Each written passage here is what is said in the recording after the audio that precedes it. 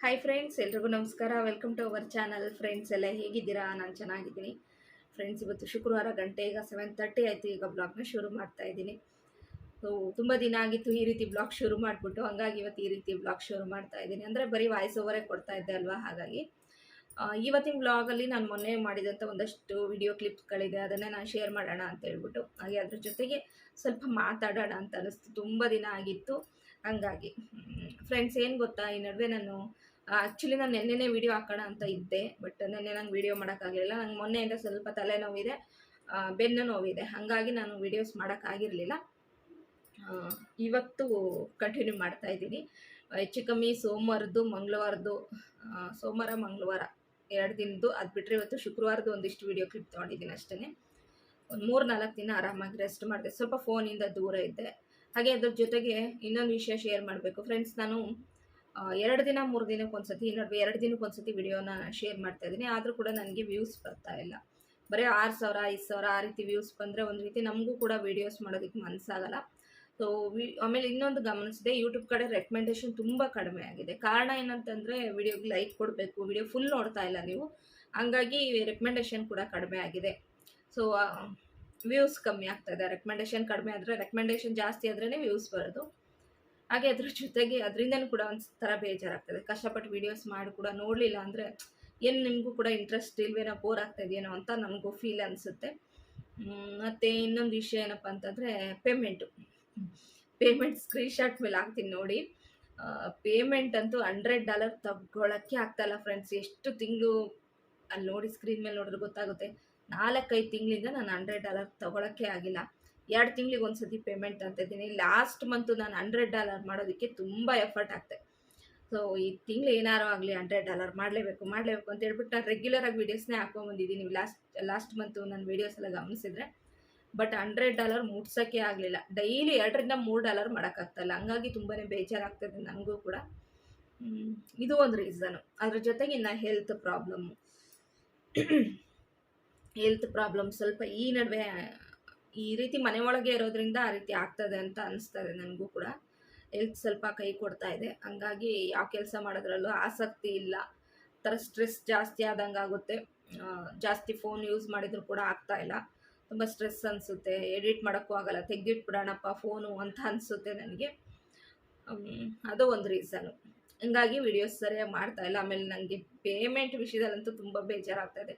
ಎಷ್ಟೆಲ್ಲ ಟ್ರೈ ಮಾಡಿದ್ರು ಕೂಡ $100 ಮಾಡೋಕ್ಕಾಗ್ತಿಲ್ವಲ್ಲ. ಈಗಲೇ 11 ದಿವಸ ಆಯಿತು ಈ ಆಗಸ್ಟ್ ಶುರುವಾಗಿ. ಸೊ ನಾನು ಪೇಮೆಂಟು ಆಗಸ್ಟದ್ದು ತೋರಿಸ್ತಾ ಇದ್ದೀನಿ ನೋಡಿ. ಆಗಸ್ಟಲ್ಲಿ ಇನ್ನೂ ಇಷ್ಟು ಡಾಲರ್ ಆಗಿದೆ. ಈ ತಿಂಗಳು ಕೂಡ $100 ನಾನು ಮಾಡಲ್ಲ. ಓಕೆ, ನಾಳೆಯಿಂದ ಟ್ರೈ ಮಾಡ್ತೀನಿ. ಒಂದು $100 ಈ ಸತಿ ಮಾಡಲೇಬೇಕು ಅಂತ ನಾಳೆಯಿಂದ ಟ್ರೈ ಮಾಡ್ತೀನಿ. ನೋಡೋಣ ಏನೆಲ್ಲ ಆಗುತ್ತೆ, ಅದನ್ನು ಹಾಕೋದಕ್ಕೆ ಟ್ರೈ ಮಾಡ್ತೀನಿ. ಸೊ ಎಷ್ಟು ಪ್ರಯತ್ನ ಪಟ್ಟರು ಆಗ್ತಾ ಇಲ್ವಲ್ಲ ಅಂತ ಈ ನಡುವೆ ವ್ಯೂಸ್ ಕೂಡ ಕಡಿಮೆ, ಪೇಮೆಂಟ್ ಕೂಡ ತೊಗೊತಾ ಇಲ್ಲ ಅಂತ ಒಂಥರ ಬೇಜಾರು. ಅಂದರೆ 2 ತಿಂಗಳಿಗೆ ಒಂದ್ಸತಿ ತೊಗೊತೀನಿ, ತಿಂಗಳ ತೊಗೋತಾ ಇಲ್ಲ, ಅದೊಂದು ಬೇಜಾರಿದೆ. ಪೇಮೆಂಟ್ ಬಗ್ಗೆ ಕೇಳ್ತಾ ಇದ್ರಲ್ಲ, ಅಕ್ಕ ನಿಮ್ಗೆ ಎಷ್ಟು ಬರುತ್ತೆ ಅಂತೇಳಿ, ಹಂಗಾಗಿ ನಾನು ಈ ವಿಷಯ ಕೂಡ ಶೇರ್ ಮಾಡ್ತಾ ಇದ್ದೀನಿ. ಹಾಗೆ ಮೊನ್ನೆ ಸ್ವಲ್ಪ ಸೋಮವಾರದಿಂದನೂ ನನಗೆ ಹುಷಾರಿಲ್ಲ. ಆ್ಯಕ್ಚುಲಿ ಭಾನುವಾರದಿಂದನೂ ಸ್ವಲ್ಪ ನನಗೆ ಏನೋ ಒಂಥರ ತಲೆನೋವು ಶುರುವಾದಂಗಾಗಿದೆ, ಬೆನ್ನು ಮೈಕೈ ನೋವು ಆ ಥರ ಆಗ್ತಾಯಿದೆ. ಹಾಗಾಗಿ ಯಾವುದ್ರ ಮೇಲೂ ಸ್ವಲ್ಪ ಇಂಟ್ರೆಸ್ಟ್ ಇಲ್ದಿರೋ ಥರ ಆಗಿಬಿಟ್ಟಿದೆ. ಆವಾಗವಾಗ ಈ ರೀತಿ ಆಗ್ತಾ ಇರುತ್ತೆ. ಏನು ಮಾಡೋದು, ಇನ್ನೇನು ಹಬ್ಬ ಬೇರೆ ಬಂತು, ಇನ್ನು ಕೆಲಸಗಳೆಲ್ಲ ಜಾಸ್ತಿ, ಕೆಲಸಗಳೆಲ್ಲ ಮಾಡ್ಕೋಬೇಕು. ಮತ್ತೆ ಕೆಲಸ ಶುರು ಮಾಡಿದರೆ ಮತ್ತೆ ಹೆಲ್ತ್ ಅಪ್ಸೆಟ್ ಆಗುತ್ತೋ ಗೊತ್ತಿಲ್ಲ. ನಿಧಾನವಾಗಿ ಶುರು ಮಾಡ್ಕೊಬೇಕು. ಓಕೆ ಫ್ರೆಂಡ್ಸ್, ಮೊನ್ನೆ ಮಾಡಿದಂಥ ವೀಡಿಯೋಗಳನ್ನೇ ಶೇರ್ ಮಾಡ್ತೀನಿ, ಪೂರ್ತಿಯಾಗಿ ನೋಡಿ ಫ್ರೆಂಡ್ಸ್. ಹಾಗೆಯೇ ಹೊಸ್ದಾಗಿ ನೋಡ್ತಿರೋರು ಪ್ಲೀಸ್ ಸಬ್ಸ್ಕ್ರೈಬ್ ಮಾಡಿ. ಸೊ ಇನ್ನು 17ನೇ ತಾರೀಕು 17 ಅನ್ಕೋತೀನಿ, ಆಗಸ್ಟ್ 17 ಏನೋ ಬಂದರೆ ನನ್ನ ಚಾನಲ್ಲು 4 ವರ್ಷ ತುಂಬ 5ನೇ ವರ್ಷ. 5 ವರ್ಷ ಆದರೂ 50,000 ಸಬ್ಸ್ಕ್ರೈಬ್ ಆಗಿಲ್ಲ. ದಯವಿಟ್ಟು ಪ್ಲೀಸ್ ಸಬ್ಸ್ಕ್ರೈಬ್ ಮಾಡಿ, ಸಪೋರ್ಟ್ ಮಾಡಿ, ನನ್ನ ಚಾನಲ್ಗೆ ಬೆಳೆಸಿ. ಹಾಗೆ ನೀವು ವಿಡಿಯೋನ ಪೂರ್ತಿಯಾಗಿ ನೋಡಿ, ಹಾಗೆಯೇ ಲೈಕ್ ಮಾಡೋದನ್ನು ಮರಿಬೇಡಿ. Thank you friends. ಹಾಗೆಯೇ ಇದು ಮಂಗಳವಾರದ ವಿಡಿಯೋ. ಇದು ನಮ್ಮನೆ ಹತ್ರ ಸೇವಂತಿಗೆ ಹೂವು ನೋಡಿ ಎಷ್ಟು ಚೆನ್ನಾಗಿ ಬಿಟ್ಟಿದೆ. ಸೇವಂತಿಗೆ ಹೂವು ತುಂಬ ಚೆನ್ನಾಗಿ ಹೂವು ಕೊಡ್ತು ಫ್ರೆಂಡ್ಸ್. ನಿಜವಾಗ್ಲೂ ಲಾಸ್ಟ್ ಇಯರಿಂದ ಇಲ್ಲಿ ತನಕ ಒಂದು 60-70 ಹೂವು ಕೊಡ್ತು, ತುಂಬ ಚೆನ್ನಾಗಿದೆ. ಹಾಗೆ ದಾಸವಾಳ ತಂದಿದ್ನಲ್ವ, ಆ ಮೊಗ್ಗೆಲ್ಲ ಹೂವು ಆಗೋಕ್ಕಾಗಿದೆ.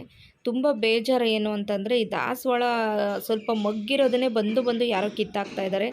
ಇದುವರೆಗೂ 2 ಮೊಗ್ಗುನ ಕಿತ್ತೆಸ್ತಿದ್ದಾರೆ. ನಂಗೆ ತುಂಬ ಬೇಜಾರಾಯಿತು. ನನಗೆ ಯಾರಾದರೂ ಗಿಡಗಳಿಗೆ ಕೈ ಇಟ್ರಂತೂ ಅಷ್ಟು ಕೆಟ್ಟ ಕೋಪ ಬರುತ್ತೆ. ಯಾರ ಮೇಲೆ ಅಂತ ಬ್ಲೇಮ್ ಮಾಡೋದು, ನಿಜವಾಗ್ಲೂ ಬೇಜಾರಾಗುತ್ತೆ. ಸುಮ್ಮನೆ ಆಗಿಬಿಟ್ಟಿದ್ದೀನಿ ಅತ್ಲಾಗೆ, ಅದೇನು ಮಾಡ್ತಾರೆ ಮಾಡಲಿ ಅಂತೇಳಿ. ಹಾಗೆಯೇ ಇವತ್ತು ಬೆಳಗ್ಗೆ ನಾನು ಫ್ರೈಡ್ ರೈಸ್ ಮಾಡಿದ್ದೆ. ಫ್ರೈಡ್ ರೈಸ್ ಅಂತಂದರೆ ಏನು ಜಾಸ್ತಿ ಏನು ಹಾಕಿಲ್ಲ. ಅದು ಕ್ಯಾಪ್ಸಿಕಮ್ಮು ಇರಲಿಲ್ಲ, ಕ್ಯಾಪ್ಸಿಕಮ್ ಹಾಕಿಲ್ಲ. ಕ್ಯಾರೆಟು, ಬೀನ್ಸು, ಈರುಳ್ಳಿ ಇದನ್ನೆಲ್ಲ ಹಾಕಿ ಫ್ರೈಡ್ ರೈಸ್ ಥರ ಫ್ರೈಡ್ ರೈಸ್ ಪೌಡ್ರ್ ಹಾಕಿ ಸಾಸ್ ಹಾಕಿ ಮಾಡಿ ಬಾಕ್ಸಿಗೆ ಹಾಕಿ ತನಗೆ ಕೊಟ್ಟೆ. ಈಗ ತುಂಬ ತಲೆನೋವು, ಸೋಮವಾರದಿಂದ ತಲೆನೋವು. ಸೋಮವಾರ ತಲೆ ಸ್ನಾನ ಮಾಡಿದ್ದೆ, ಆವಾಗಿಂದ ತಲೆನೋವು ಶುರುವಾಯಿತು ನನಗೆ. ಮತ್ತು ಸ್ವಲ್ಪ ತಲೆನೋವು ಅಂತಂದರೆ ಯಾವ ರೀತಿ ಅಂದರೆ, ಸ್ವಲ್ಪ ಗ್ಯಾಸ್ಟ್ರಿಕ್ಕಿಗೆ ತಲೆನೋವು ಬರುತ್ತಲ್ಲ ಆ ರೀತಿಯಾಗಿ. ಬೆನ್ಮೂಳೆಗಳೆಲ್ಲ ಫುಲ್ಲು ಪೇಯ್ನ್, ಅಂದರೆ ಕುತ್ತಿಗೆ ಸಂದಿಯಿಂದ ಹಿಡಿದು ಬೆನ್ಮೂಳೆ ತನಕ ಸುಮ್ಮನೆ ಪೇಯ್ನ್ ಇತ್ತು. ಏನು ಮಾಡೋ ಮನಸ್ಸಿರಲಿಲ್ಲ. ಸದ್ಯ ಬ್ರೇಕ್ಫಾಸ್ಟ್ ತಿಂದು ಸ್ವಲ್ಪ ಹೊತ್ತು ರೆಸ್ಟ್ ಮಾಡಿದೆ ಮಂಗಳವಾರ. ಹಾಗೆಯೇ ಇದು ಆಯಿಲು ನಾನು ಸಂಡೇ ಕಾಯಿಸಿಟ್ಟಿದ್ದಲ್ವ ಫ್ರೆಂಡ್ಸ್, ಇದು 2 ದಿನ ಹಾಗೆ ಪಾತ್ರೆಯಲ್ಲಿ ಬಿಟ್ಟು ಇವತ್ತು ನಾನು ಬಾಟ್ಲಲ್ಲಿ ಹಾಕ್ತಾಯಿದ್ದೀನಿ.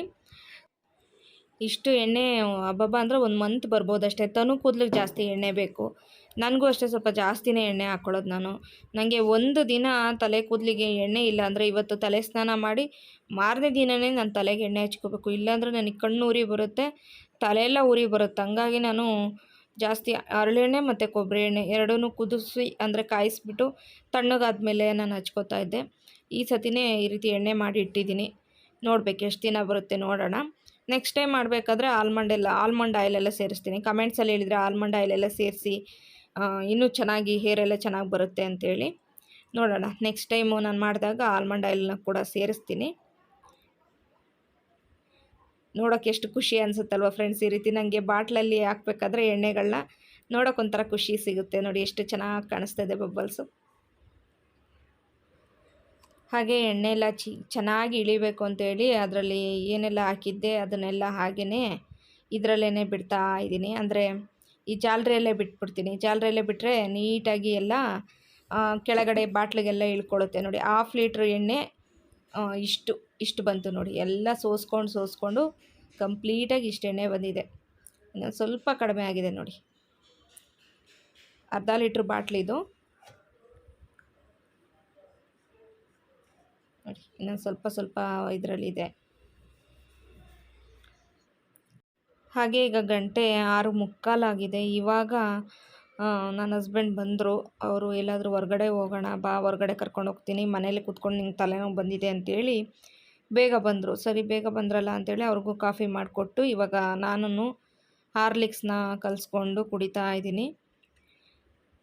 ಹೋಗ್ಬೇಕು ಹೊರಗಡೆ ಈಗ. ತನೂ ರೆಡಿ ಆಗ್ತಾ ಇದ್ದಾಳೆ. ಸೊ ಮನೇಲೇ ಇದ್ದು ಒಂಥರ ಬೋರ್ ಆಗುತ್ತಲ್ವ ಫ್ರೆಂಡ್ಸು. ಅವಾಗವಾಗ ಸ್ವಲ್ಪ ಹೊರಗಡೆ ಹೋಗ್ತಾ ಬಂದರೆ ಮೈಂಡ್ ಕೂಡ ಒಂಥರ ರಿಲ್ಯಾಕ್ಸ್ ಅನಿಸುತ್ತೆ ಅಂತೇಳಿ ಹೋಗ್ತಾ ಇದ್ದೀವಿ. ನಾನು ಕೇಳೇ ಇಲ್ಲ, ನನ್ನ ಹಸ್ಬೆಂಡೇ ಬಂದು ನಡಿ ಹೋಗೋಣ ಅಂತ ಅವರೇನೆ ಕರ್ಕೊಂಡು ಹೋಗ್ತಾ ಇದ್ದಾರೆ. ಹಾಗೆ ನಮ್ಮದು ಅಕ್ವೇರಿಯಮಲ್ಲಿ 3 ಫಿಶ್ ಇದೆ ನೋಡಿ. ಈ ನಡುವೆ ಇದಕ್ಕೆ ಮೋಟ್ರ್ ಕೂಡ ಆನ್ ಮಾಡ್ತಾ ಇಲ್ಲ. 3 ಫಿಶ್ ಉಳಿದಿರೋದು. ಇಲ್ಲಿಗೆ ಮೋಟ್ರಿಗೆ ಕಲೆಕ್ಷನ್ ಕೊಡೋದಕ್ಕೆ ಸ್ವಿಚ್ ಇಲ್ಲ, ಪ್ಲಗ್ ಇಲ್ಲ. ಹಂಗಾಗಿ ಹಾಗೆಯೇ ಬೆಳೀತಾ ಇದೆ ಅದು. ಗಂಟೆ ಇನ್ನೇನು 7 ಆಯಿತು. ಈಗ ನಾವು ಮನೆಯಿಂದ ಹೊರಡ್ತಾ ಇದ್ದೀವಿ. ತನೂ ರೆಡಿಯಾಗಿದ್ದಾಳೆ. ಫ್ರೆಂಡ್ಸ್, ಈಗ ನಾವು ಎಲ್ಚನಹಳ್ಳಿ ಕಡೆಗೆ ಹೋಗ್ತಾ ಇದ್ದೀವಿ. ಎಲ್ಚನಹಳ್ಳಿ ಕಡೆಗೆ ಹೋಗಿ ಸ್ವಲ್ಪ ತರಕಾರಿ ಎಲ್ಲ ತರೋಣ ಅಂಥೇಳಿ. ತರಕಾರಿ ಜಾಸ್ತಿ ಅಂದರೆ ಒಂದು 2-3 ದಿನಕ್ಕಾಗೋಷ್ಟು ಮಾತ್ರ ಅವತ್ತು ತೊಗೊಂಬಂದಿದ್ವಿ ಅಷ್ಟೇ.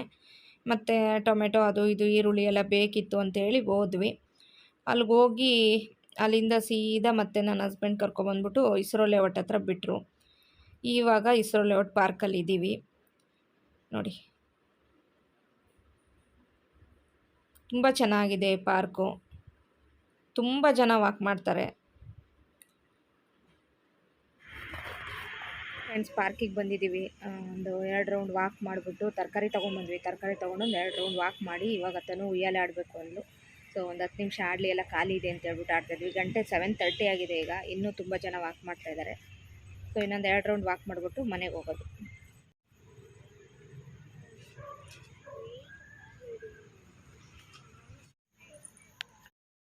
ಹಾಗೆ ಮನೆಗೆ ಹೋಗಲಿಲ್ಲ, ಸುಮ್ಮನೆ ಹಾಗೇ ಹೊರಗಡೆ ಸುತ್ತಾಡೋಣ ಅಂತೇಳಿ ಬಂದಿದ್ದೀವಿ. ತುಂಬ ಚೆನ್ನಾಗಿ ಅನ್ನಿಸ್ತಾ ಇತ್ತು. ನೈಟು ಹೊರಗಡೆ ಬಂದಿತ್ತು. ನಮ್ಮನೆ ನಮ್ಮ ಏರಿಯಾ ಕಡೆನೇ ಈ ಕಡೆ ಉತ್ರಳ್ಳಿ ಕಡೆ ಒಳ್ಳೊಳ್ಳೆ ಅಪಾರ್ಟ್ಮೆಂಟ್ಗಳಿದೆ ನೋಡಿ. ಪ್ರೆಸ್ಟೀಜ್ ಅವ್ರದ್ದೆಲ್ಲ ತುಂಬ ಬ್ಯೂಟಿಫುಲ್ಲಾಗಿ ಕಾಣಿಸ್ತಿತ್ತು. ಹಾಗೆ ಕೆರೆ, ದೊಡ್ಡ ಕೆರೆ, ತುಂಬ ಗಲೀಜಿತ್ತು ಮುಂಚೆ. ಇವಾಗೆಲ್ಲ ಚೆನ್ನಾಗಿ ವಾಕ್ ಮಾಡೋದಕ್ಕೆಲ್ಲ ಮಾಡಿದ್ದಾರೆ. ಕೆರೆ ಎಲ್ಲ ಕ್ಲೀನ್ ಮಾಡಿ ಎಷ್ಟು ಚೆನ್ನಾಗಿ ಕಾಣಿಸ್ತಿದೆ ನೋಡಿ. ಅಲ್ಲೊಂದು ಗೋಪುರ ಥರ ಕಾಣಿಸ್ತಿದೆ ನೋಡಿ, ಅದು ಇಸ್ಕಾನ್ ಟೆಂಪಲ್ಲು. ನೈಟ್ ಟೈಮಲ್ಲಂತೂ ಪಳಪಳ ಅಂತ ಹೊಳಿತಾ ಇರುತ್ತೆ ಗೋಲ್ಡನ್ ಕಲರಲ್ಲಿ. ನೋಡೋದೇ ಒಂದು ಖುಷಿ ಅನಿಸುತ್ತೆ. ಆ ಲೈಟಿಂಗ್ಸ್ ಎಲ್ಲ ಸೂಪರಾಗಿದೆ. ಹಾಗೆ ಒಂದು ರೀತಿ ಈ ರೀತಿ ಹೊರ್ಗಡೆ ಬಂದರೆ ಒಂದು ರೀತಿ ಮನ್ಸು ಕೂಡ ನಿರಾಳ ಅನಿಸುತ್ತಲ್ವ. ಹಾಗಾಗಿ ನನ್ನ ಹಸ್ಬೆಂಡು ಬಾ ಮನೆಯಲ್ಲೇ ಇದ್ದು ಸಾಕಾಗಿರ್ತೀಯ ಅಂತೇಳಿ ಕರ್ಕೊಂಬಂದಿದ್ದಾರೆ. ಖುಷಿ ಆಯಿತು ನಿಜವಾಗ್ಲೂ. ಹೊರ್ಗಡೆ ಬಂದಿದ್ದು ಏನೋ ಒಂಥರ ಮನಸ್ಸು ಒಂಥರ ನೆಮ್ಮದಿ ಅನ್ನಿಸ್ತು. ಅಲ್ಲಿಂದ ಸೀದಾ ನಾವು ಈ ಕಡೆ ನಮ್ಮ ಫ್ರೆಂಡ್ ಒಬ್ರು ಇದ್ದಾರೆ ಪ್ರತಿಭಾ ಅಂತ, ತನುಗೆ ಮೇಕ್ ಓವರ್ ಮಾಡಿದ್ರಲ್ವ ಅವ್ರ ಮನೆ ಕಡೆ ಒಂದು ಮಹಾರಾಜ ಪ್ಯಾಲೇಸ್ ಅಂತ ಇದೆ. ಇದು ಚೌಟ್ರಿ ಎಷ್ಟು ಚೆನ್ನಾಗಿದೆ ನೋಡಿ, ಮೈಸೂರು ಅರಮನೆ ಥರನೇ ಇದೆ. ನಾನು ನಿಮಗೆ ಹಗ್ಲೊತ್ತು ತೋರಿಸಿದ್ದೆ, ಇವತ್ತು ನೈಟ್ ಟೈಮ್ ತೋರಿಸ್ತಾ ಇದ್ದೀನಿ. ಸಖತ್ ಬ್ಯೂಟಿಫುಲ್ ಆಗಿದೆ. ಅಲ್ಲಿಂದ ಸೀದಾ ಮತ್ತೆ ಹಂಗೆ ಒಂದು ರೌಂಡ್ ಬಂದು ಮತ್ತು ಕುಮಾರಸ್ವಾಮಿ ಲೇಔಟು. ಯಾವ ಮಾತಿ ಮುಂಚೆ ಕುಮಾರಸ್ವಾಮಿ ಲೇಔಟಿಗೆ ಬರೋದು. ಇಲ್ಲಿ ಒಂದು ಮಶ್ರೂಮ್ ಬಾತ್ ಸಿಗುತ್ತೆ ಫ್ರೆಂಡ್ಸ್. ನಿಜವಾಗ್ಲೂ ಎಂಥ ಟೇಸ್ಟಿಯಾಗಿರುತ್ತೆ ಅಂದರೆ ಸಕ್ಕತ್ತಾಗಿರುತ್ತೆ. ಎಲ್ಲ ಮಶ್ರೂಮು ಇಂಗ್ರೀಡಿಯೆಂಟ್ಸ್ ಅಂದರೆ ಮಶ್ರೂಮ್ ಪೆಪ್ಪರ್ ಫ್ರೈ, ಹಾಗೆಯೇ ಮಶ್ರೂಮ್ ಕಬಾಬು, ಈ ರೀತಿ ಎಲ್ಲ ಸಿಗುತ್ತೆ. ಸಕ್ಕತ್ತಾಗಿತ್ತು. ಫಸ್ಟು ನನ್ನ ಹಸ್ಬೆಂಡ್ ತಿಂದು ತುಂಬ ಸತಿ ತಿಂದಿದ್ದಾರೆ, ತುಂಬ ಚೆನ್ನಾಗಿರುತ್ತೆ ಅಂತ ಹೇಳಿದರು. ಹಂಗಾಗಿ ಇವತ್ತು ನಮ್ಮನ್ನು ಕೂಡ ಕರ್ಕೊಂಬಂದರು. ಫಸ್ಟು ಒಂದು ಪ್ಲೇಟ್ ತೊಗೊಂಡು ತಿಂದ್ವಿ. ತನು ನಾನು ಇಬ್ಬರು ಶೇರ್ ಮಾಡಿ ತಿಂದ್ವಿ. ಅಷ್ಟು ಚೆನ್ನಾಗಿತ್ತು. ಒಳಗಡೆ ಫುಲ್ ರಶ್ ಇದೆ, ಹಂಗಾಗಿ ನಾವು ಆಟೋದಲ್ಲೇ ಕೂತ್ಕೊಂಡು ತಿಂತಾಯಿದ್ದೀವಿ. ತುಂಬ ರಶ್ ಇರುತ್ತೆ ಇಲ್ಲಿ. ಕುಮಾರಸ್ವಾಮಿ ಲೇಔಟ್ ಹತ್ರ ಇದೆ ಇದು. ನೋಡಿ ಎಷ್ಟು ಚೆನ್ನಾಗಿದೆ, ಸಖತ್ ಟೇಸ್ಟಿಯಾಗಿದೆ ನಿಜವಾಗ್ಲೂ. ಆಮೇಲೆ ನಾನು ಕೂಡ ಆಫ್ ತೊಗೊಂಡೆ ಅಷ್ಟೇ. ಆಫ್ ತೊಗೊಂಡು ಟೇಸ್ಟ್ ಮಾಡಿದೆ. ಇದು ಮಶ್ರೂಮ್ ಕಬಾಬ್ ಕೂಡ ಸಖತ್ ಟೇಸ್ಟಿಯಾಗಿತ್ತು.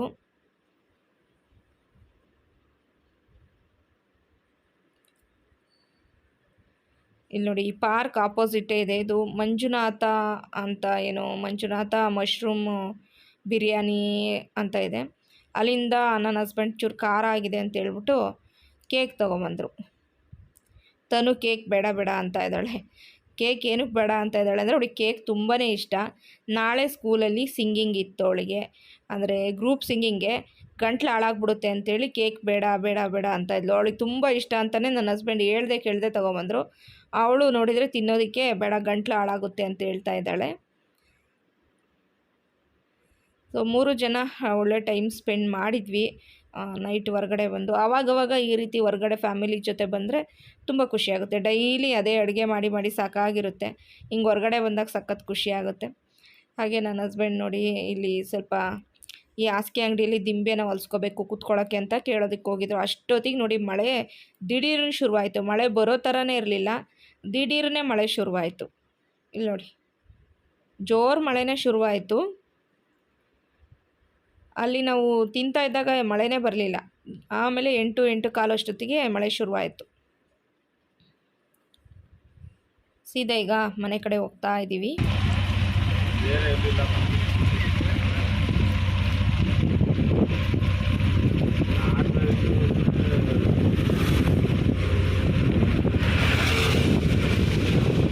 ಈ ರೂಟ್ ಕರ್ಕೊಂಡು ಹೋಗ್ಬಿಡ್ಲ, ಈ ರೂಟಕ್ಕೆ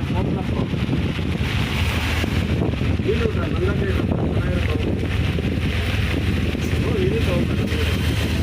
ಚಿನ್ನು ಏನು ಚಿನ್ನು ದಿಢೀರಿನ ಮಳೆ ಚೆನ್ನಾಗಿತ್ತು.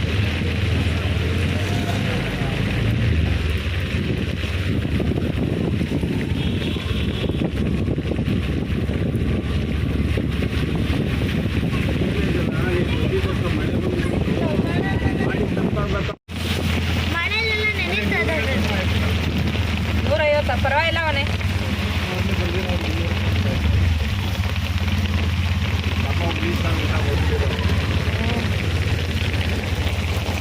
ದಿಢೀರ್ನೆ ಮಳೆ ಶುರುವಾಯ್ತಲ್ಲ.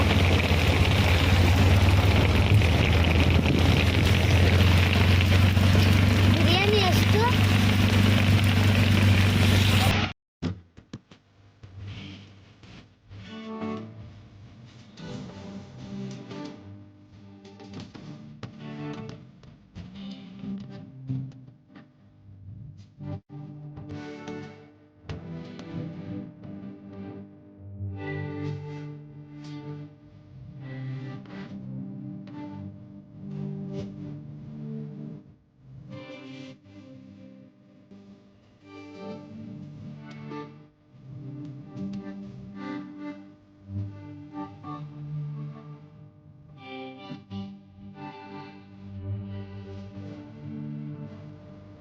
ಮಳೆ ನಮಗಂತೂ ಖುಷಿ ಕೊಡುತ್ತೆ. ಆದರೆ ಪಾಪ ವ್ಯಾಪಾರ ಮಾಡೋರಿಗೆಲ್ಲ ಸ್ವಲ್ಪ ಕಷ್ಟ ಆಗುತ್ತೆ. ಯಾಕಂತಂದರೆ ಗಿರಾಕಿಗಳು ಬರೋದಿಲ್ಲ ಅವ್ರಿಗೂ.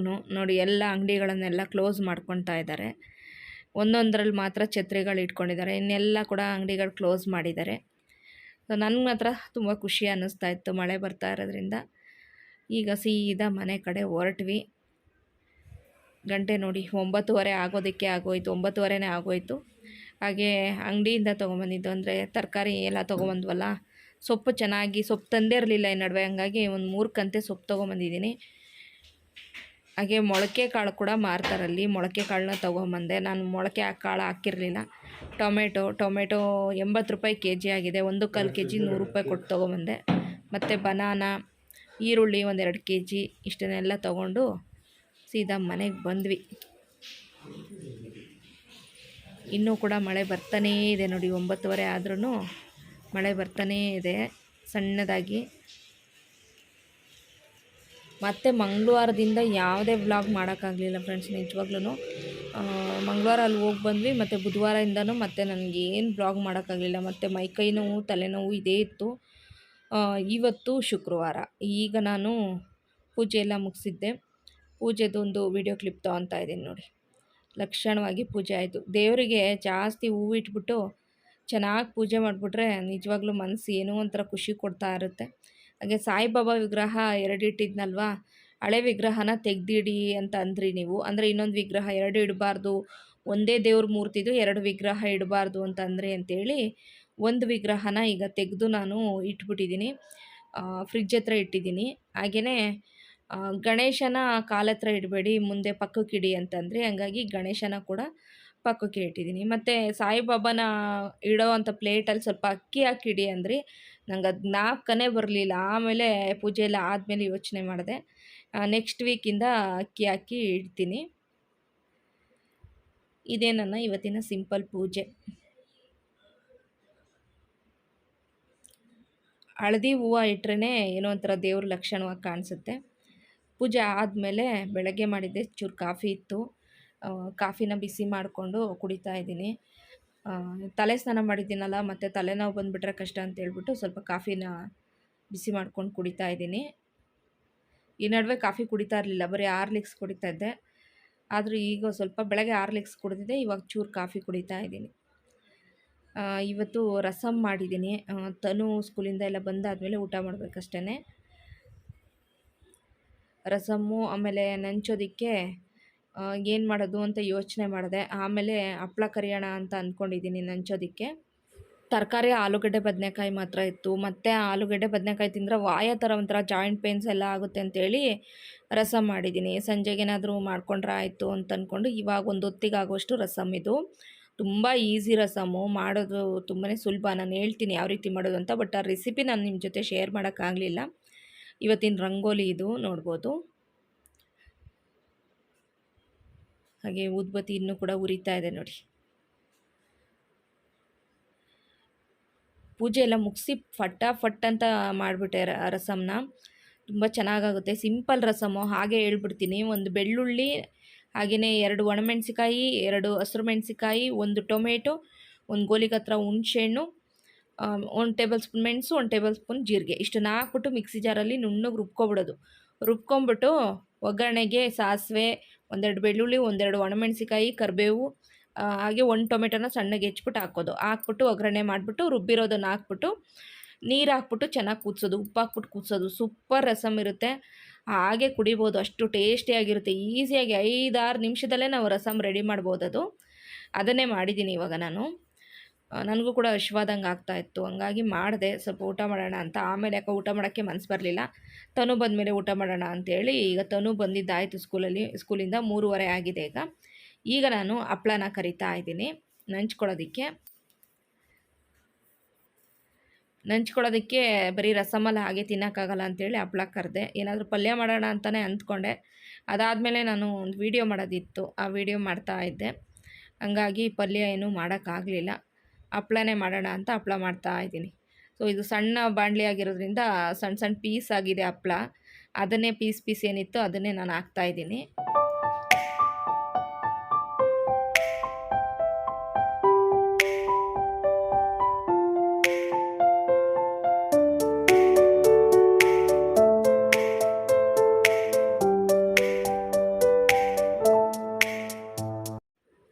ಹಪ್ಪಳ ರೆಡಿ ಆಯಿತು ಫ್ರೆಂಡ್ಸ್, ಊಟ ಮಾಡಬೇಕು.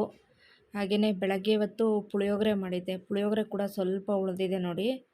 ಚೂರು ಬಿಸಿ ಮಾಡಿಬಿಟ್ಟು ಅದನ್ನು ಕೂಡ ತಿನ್ನಬೇಕೀಗ ನಾನೇ. ಹಾಗೆ ರೈಸ್ ಇದೆ. ನನ್ನ ಹಸ್ಬೆಂಡ್ ಊಟ ಮಾಡಲಿಲ್ಲ, ನಾನು ತನು ಇಬ್ಬರೇ ಊಟ ಮಾಡಿದ್ವಿ. ಅವರು ಹೊರಗಡೆ ಊಟ ಮಾಡಿದ್ದೀನಿ ಅಂತೇಳಿ ಅವ್ರು ಊಟ ಮಾಡಲಿಲ್ಲ. ಹಾಗೆಯೇ ಅವ್ರು ಬರ್ತಾ ಸ್ವಲ್ಪ ತರಕಾರಿ ಎಲ್ಲ ತೊಗೊಂಬಂದಿದ್ರು, ಅದನ್ನೆಲ್ಲ ಎತ್ತಿಡಬೇಕು. ಓಕೆ, ಇವತ್ತಿನ ಬ್ಲಾಗ್ ಇಷ್ಟೇ ಫ್ರೆಂಡ್ಸ್. ಇವತ್ತಿನ ಬ್ಲಾಗ್ ಇಷ್ಟ ಆದರೆ ಪ್ಲೀಸ್ ಲೈಕ್ ಮಾಡಿ. ಹಾಗೆ ಚಾನಲ್ನ ಹೊಸ್ದಾಗಿ ನೋಡ್ತಿರೋರು ಮರೀದೆ ಸಬ್ಸ್ಕ್ರೈಬ್ ಮಾಡಿ. ಮತ್ತು ಮುಂದಿನ ಬ್ಲಾಗಲ್ಲಿ ಸಿಗ್ತೀನಿ. Thank you for watching. Take care. Good night.